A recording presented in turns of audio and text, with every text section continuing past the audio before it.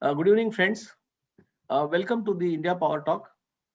As you know, India Power Talk is an initiative wherein we invite international thought leaders and domain experts to create an easily accessible digital reservoir of their insights, experiences, and strategies on the economy. Today, I would be discussing an extremely interesting topic: global think tanks. A think tank or a policy institute is a research institute that performs research and advocacy concerning topics such as social policy, political strategy, economics, military, technology, and culture, and so on and so forth. Today, globally, there are around 8,100 think tanks, and India having 510 being the second highest number of think tanks globally. Think tanks face many challenges, including funding, technology, and measuring their usefulness and success. And to talk on this rather unusual topic about global think tanks, I have today with me very senior and distinguished Mr. Prabhu Guptara. Mr. Guptara, may I welcome to the India Power Talk, and may I initially request you to kindly briefly let us know about your interesting and equally challenging work and experience with the largest bank in the world. First of all, I should make it clear that joining this big bank, biggest bank in the world, was not my idea. It was their idea. They invited me to join them because they knew of me. They had had some experience with me. And so they never advertised the post. They never asked anybody else inside the bank or outside. They just invited me to join and to start.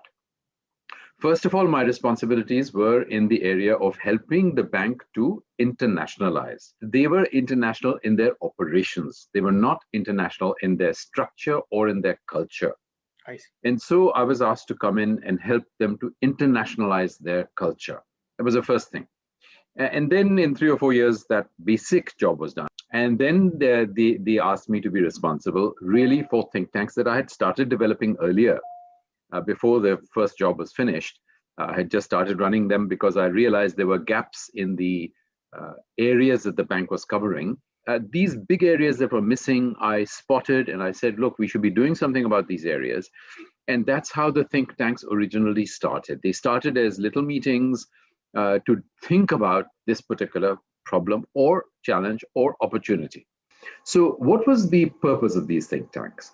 It was to not come up with books and reports and fat things that would sit on a shelf.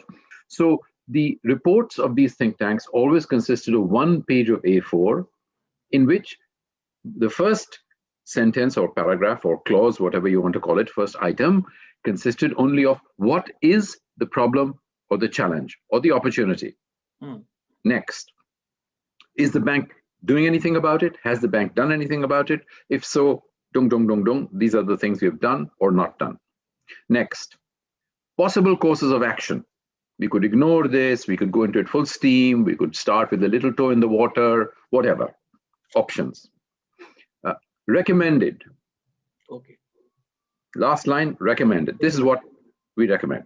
The idea was that at least 1 or 2 practical issues should come out which could be implemented. And on average, one idea in every 2 years was implemented. So how did you organize this? I mean, what was your internal team structure, or were you getting the external help? Yeah, so the external help and internal help was organized according to the topic, because it's clear that if your topic is the legal environment for hedge funds, you need guys from hedge funds. Correct. I'm not the expert in hedge funds. Yes. And the chief executive is not the expert in hedge funds. There is a unit dealing with hedge funds. So they had to be, of course, involved. And they had to delegate somebody to be involved with us in it. Would it be correct to say that you were closely working or associated with the business development of the bank? Well, business development was one aspect that could have come in depending on the topic. So if you looked at the entry strategy for India, then of course the business development team had to be involved. If you're looking at how should we reorganize our operations in China, of course, then the Chinese department, the department looking after China had to be involved.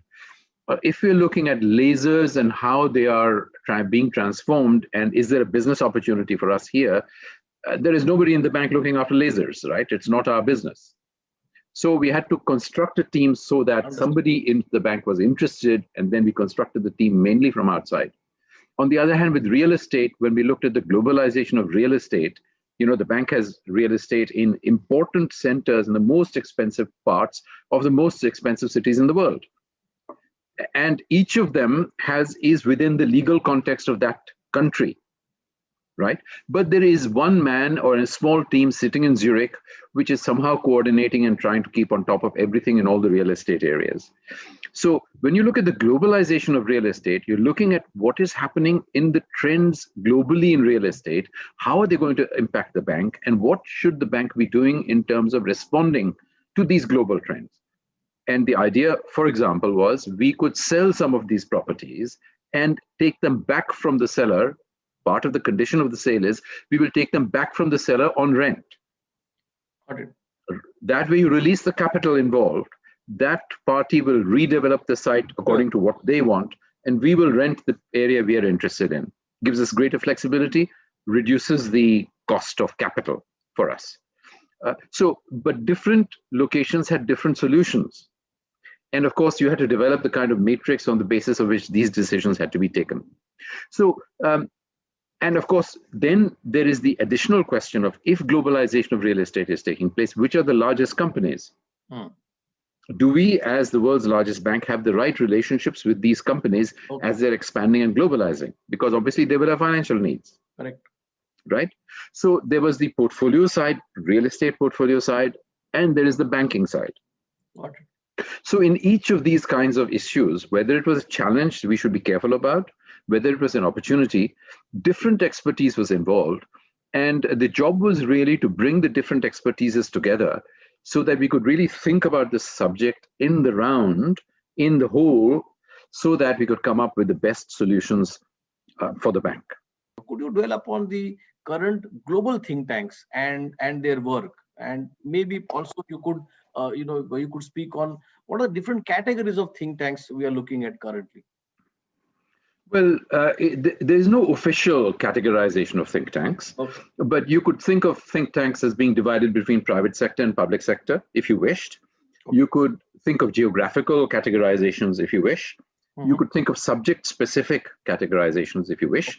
There are think tanks that focus just on politics, mainly on politics. There are think tanks that focus on economics. There are think tanks that focus on law. There are think tanks that focus on technology.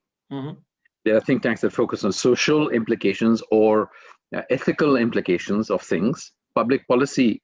So different kinds of think tanks are there, and some think tanks try to cover many areas, both at a global level and certainly within the United States and India, the two markets that I know quite well in the think tank space, and I would say in the UK, which is the third space that I know quite well. In these three areas, the variety of think tanks is more than adequate. India, obviously, we have the second largest number of think tanks in the world, as you were saying, and we have certainly a very wide spread of topics that is being covered by them. During the discussion, 2 weeks back, you did mention to me that the number of think tanks increased in the 80s, and then it's sort of peaked, and then it gradually came down. Could you just elaborate upon that? Well, there are no figures to show that the number of think tanks has come down, but the intuition is that the number of think tanks has come down. Why is the intuition like that? Because, as you were saying, there's more and more competition for the space from non-think tanks, number one. Number two, the amount of money that is available for this kind of activity has been going down, at least in the last 2 or 3 years. And then, of course, there is the issue of certain think tanks we know have been closed down. And if you look even beyond the think tanks, if you look to the university space, you see that universities are closing down whole departments. I see. University of London, for example, has recently closed down its entire department that looks at Latin America. I see.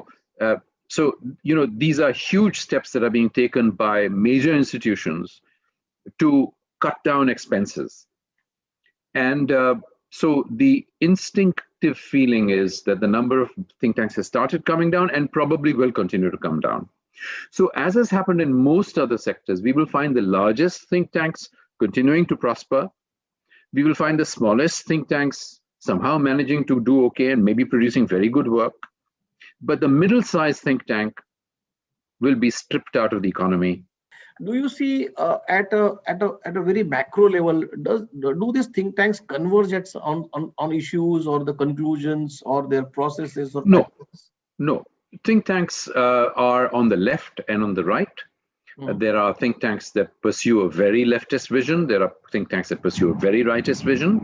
So think tanks vary in their orientation. So it really comes to the values that the think tanks represent. In your experience, how much really these think tanks make a visible difference? Some think tanks are patronized by the powerful, the rich, etc. Other think tanks are patronized by the people. Somehow they are surviving on small donations from millions of people, thousands of people, tens of thousands of people. And one group will give advice according to how their nose picks up which way the emperor wants to go. They will give, according to that, some politically appropriate advice. The other guys are not bothered about what is politically possible or not possible, appropriate or not appropriate. They will just say, look, this is the right thing, you should do it. That is the wrong thing, you should not do it. These two kinds of think tanks still exist. What, according to you, should be the agenda of the global think tank, given the current economic crisis and due to pandemic? There is a very clear contrast in the advice that is being given by different people. And the debate is really about, should we prioritize looking after people? Mm-hmm. Pandemic affects people. Should we prioritize looking after people? Or should we prioritize the economy? Now, of course, ultimately, there is no contradiction between them, because if there are no people left, obviously, there's no economy left. I think what we need to do is to bring all the experts together and run a normal kind of consultancy exercise, which is what we do in business. Mm-hmm. Because in business also, there are contradictory opinions. Yes, absolutely. One person wants to open a new market in China or in India or in Vietnam. Other person says, no, it's too expensive, politically risky, foreign exchange risk. We don't understand the culture, and all the arguments against, right? So what do we do in business? We bring all these people together. We listen to each other. We put out the arguments, and we ask people to respond to the arguments. You are against? Yes. Do you understand this argument for? Yes, I understand the argument for. What do you have to say about the argument for?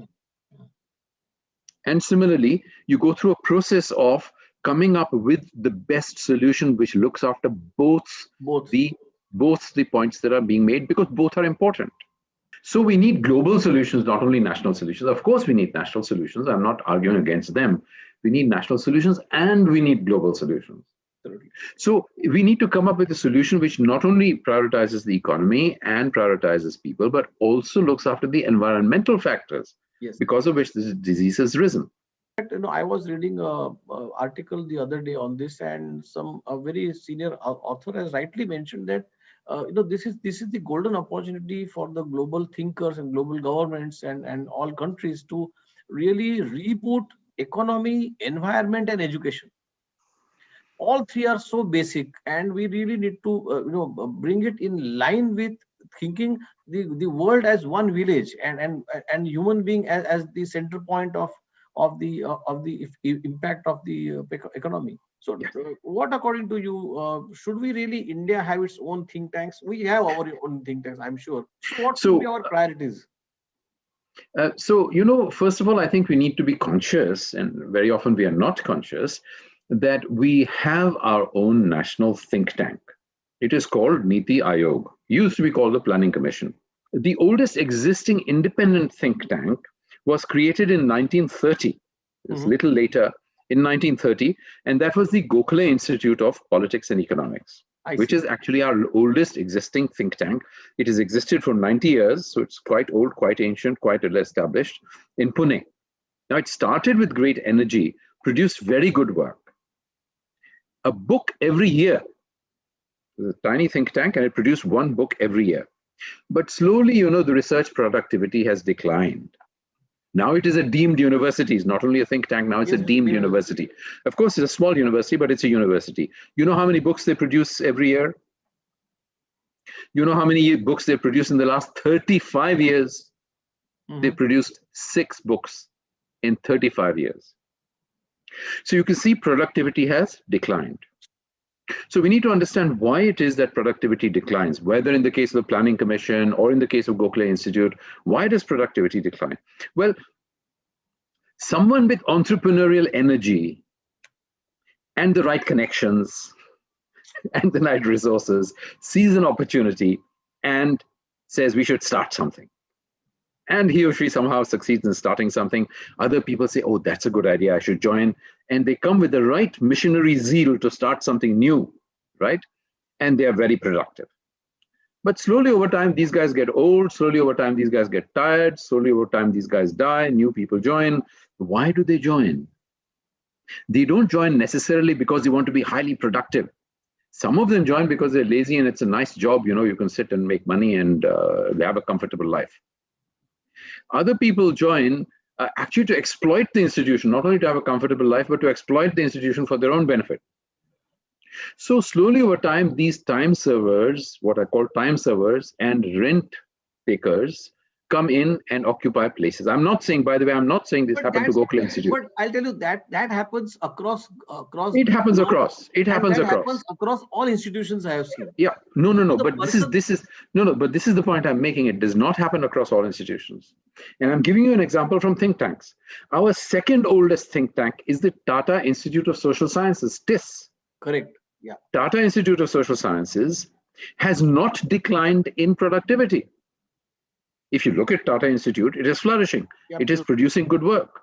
You know, by 2030, we will be the youngest populated country. What would be your, message? What would be your one thought to the young generation? No, you know, our biggest priority, our biggest need is job creation. Job creation cannot be done by government, and job creation cannot be done by companies. So you say, who's going to create jobs? In the modern world, jobs are only created as people with ideas create new companies. And as new companies then grow. That has 2 minimum criteria for success. That strategy has 2 minimum criteria for success. First of all, a population that is educated and trained to be entrepreneurial.